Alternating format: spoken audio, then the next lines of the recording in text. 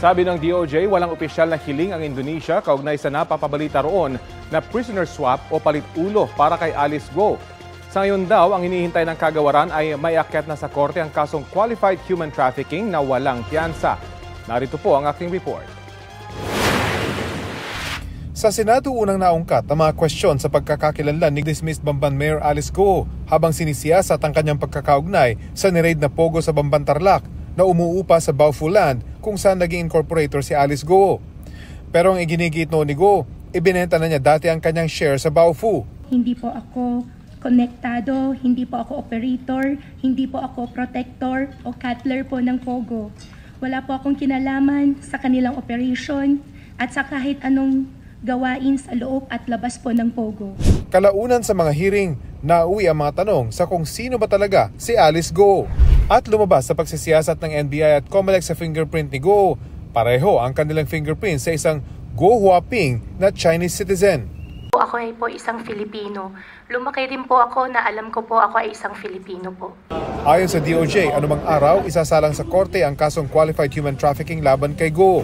Meron siyang kaso na non-bailable. We expect it to be decided very soon ng prosecution. Pag finasa court yan, no bail yan.